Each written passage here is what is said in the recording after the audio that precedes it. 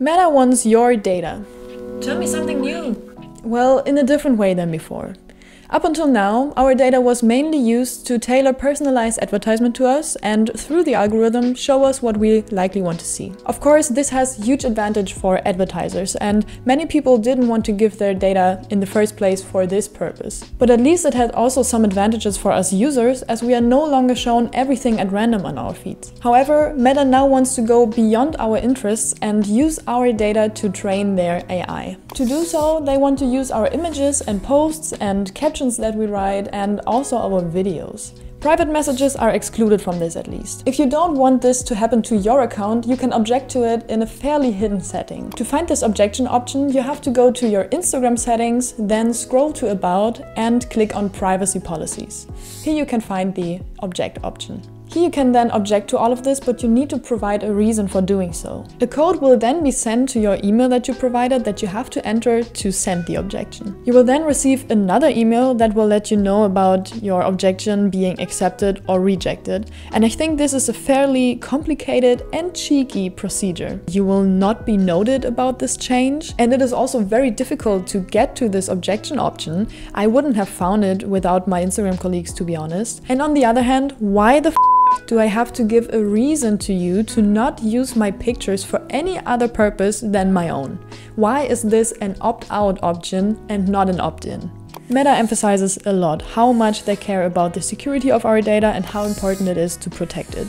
By the way, Meta was also the reason I've gotten tons of spam messages due to a data leak on Facebook, so I don't know how secure our data really is with them. But in the description of their privacy policy, they also repeatedly emphasize how transparent they want to be with what they need our data for. They even have a program called Facebook's 5 Pillars of Responsible AI. They have a full responsible AI team that follow values like privacy, safety, inclusion, transparency and fairness. That sounds amazing, right? But why do they hide all the information about the use of our data behind so many steps and also put a deadline to the objection option? For me, this doesn't sound like transparency at all. You can still lodge this objection until June 26, but this doesn't mean that they will accept it.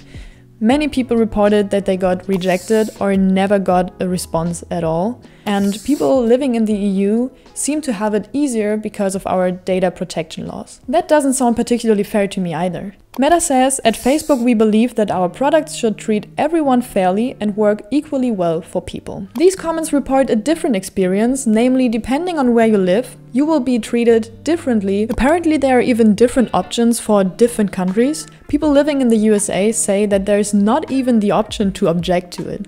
Another very important point for me is that if you're in pictures that other people upload or if people write something about you in their captions, Meta will still use it to train their AI, even if you objected to it. And even if you don't even have like an Instagram or Facebook account, you will be used to train their artificial intelligence. And I think this is not safe and this is also not fair.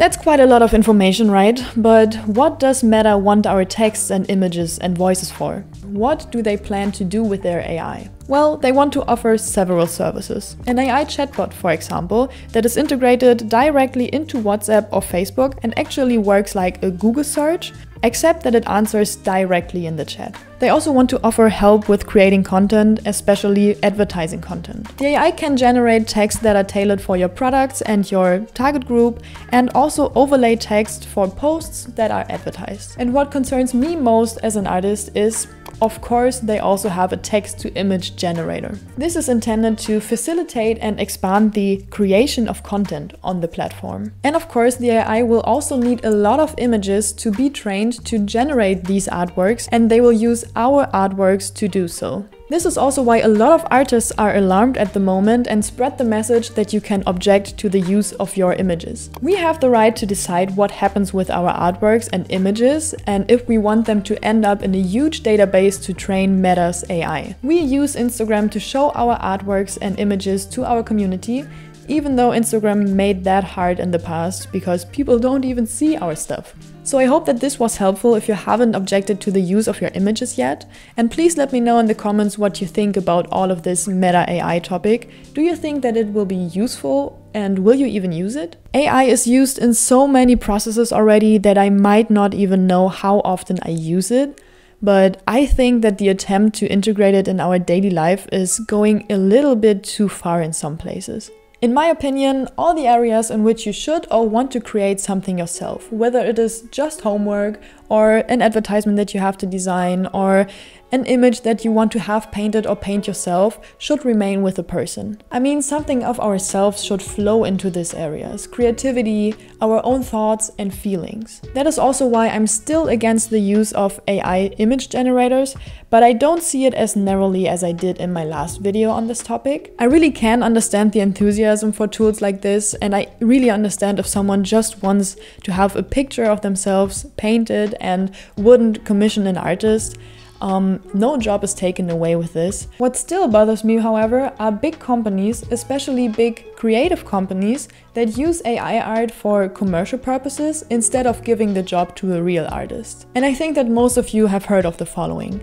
Wacom, for example, had one of the most popular incidents in the recent months concerning a creative company in connection with AI art. Wacom makes and sells graphic tablets for artists, so they are directly related to them and could have easily hired a real artist for the job, as they usually do. I always found it particularly cool to see the real artworks from real artists on their products packaging that somehow showed you, oh, with this graphic tablet you can also create a great artwork like this. And what exactly are these weird looking AI dragons telling me? That not even Wacom believes in the skills of the artists they sell their products to? I actually find it rather ungrateful as a creative company to resort to AI art. However, Wacom said in their statement that it was probably by mistake that AI art was chosen for this campaign.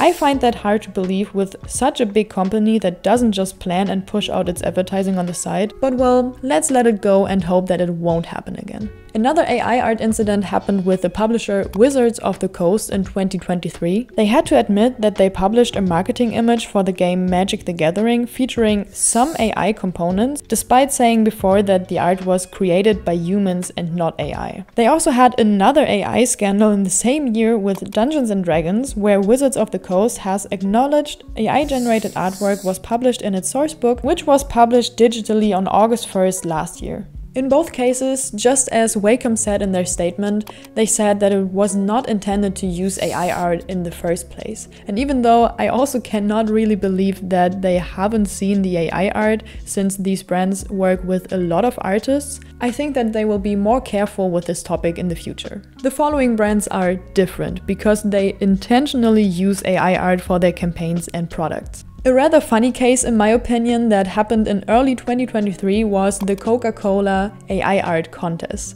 I haven't heard about it when it happened, and I think it might be because the outcomes look absolutely shitty. It was called the Create Real Magic contest and happened in cooperation with OpenAI and Bain Company, who built the tool for Coca-Cola using GPT-4, a text generator, and DALL-E, a text-to-image generator. The contestants had to create images including Coca-Cola with the AI, and I don't even know what they could win in the end. What I find super funny about this is how eloquently they try to sugarcoat AI art.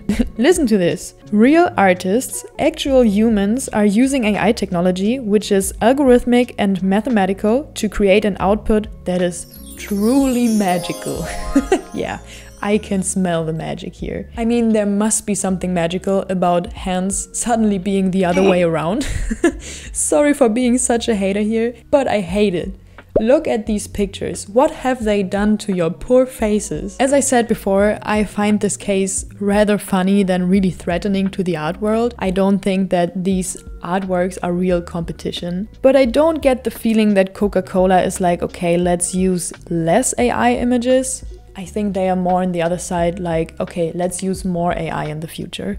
So we will see what happens. And there's also a case in which I find the use of AI, not really AI art, very impressive in an advertisement, which is the Never Done Evolving campaign about Serena Williams' tennis career. If you're interested in that, you will find a link in the description box below.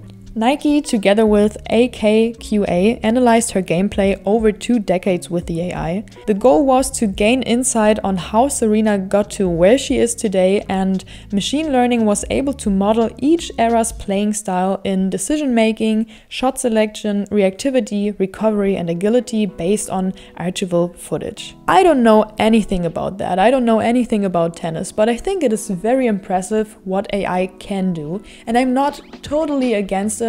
I'm, as I said, against using AI art for commercial purposes. There are also a lot of other examples of big companies using AI art for their advertisement or products. You will also find a link to that below, but I don't want to elaborate that further. Because this video was intended to be more about the protection of artists from big companies taking their art for their AI and commercial uses. There are good news regarding this topic in Germany and the whole EU at least. Here we have the EU AI Act, a European regulation for using AI in several fields. It is the first of its kind worldwide, and this includes that AI content, whether videos, texts, voice or images, must also be labeled as such. For example, I have to tell YouTube if I have any AI generated content in my YouTube videos before uploading them. I think that's already a huge step in regulating AI content and making it less attractive to people. I mean, if it says AI generated over an artwork, I personally hope that people will stop posting it on Instagram and selling it as their own